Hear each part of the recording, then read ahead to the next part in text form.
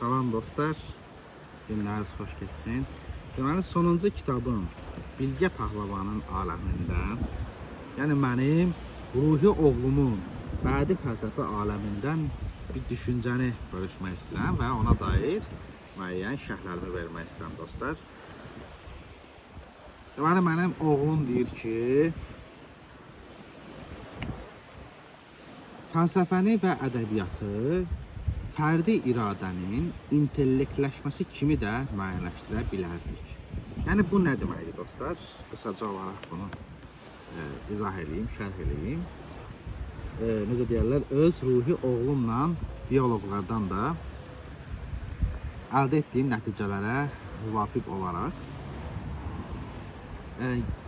bax, insanın vücudu var. Burada bir canatma var. Yəni bu fiziki, cismani strukturun içərisində bir canatma var. Bütün canlılarda olduğu kimi, hətta cansız əşyalarda belə aşağı səviyyədə olduğu kimi və digər canlılarda da çox aşkar olduğu kimi, insanın da belə bir təbiətin içindəki bir varlıq olaraq, məxluq olaraq bir canatma var. Və bu canatma müxtəlif təsirlərlə formalaşır insan ömrü boyunca. Genetik təsirlərlə və nəsildən gəlmə təsirlərlə, sonra ətraf mühitlə, bizi yetişdirən müxtəlif cür amillərlə formalaşır. Və bu zaman o bir fərdi iradəyə çevrilir. Fərdi iradə əgər həm də yaradıcı iradədirsə, sonra özünü ifadə eləməyə çalışır. Bədi və ya fəlsəfi şəkildə. Bədiyyatı geniş mənada götürürəm.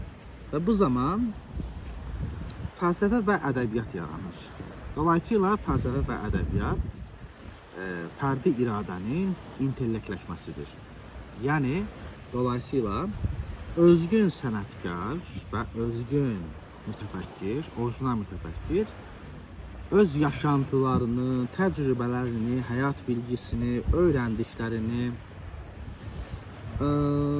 ağrılarını, sevinclərini, şadlıqlarını, bütün bunların onda qoyduğu izləri bədiyyata və fəlsəfəyə çevirir.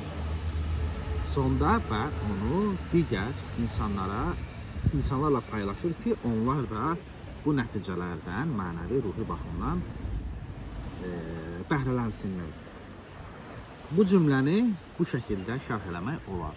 Dolayısıyla elə bu kitabın özü də bəlli bir özgün, orijinal,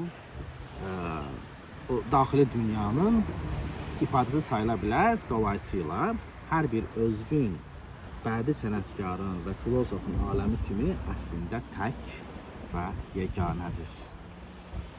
Heç vaxt bundan əvvəl bu şəkildə bir aləm bu formada olmayıb və heç vaxt da olmayacaq dostlar.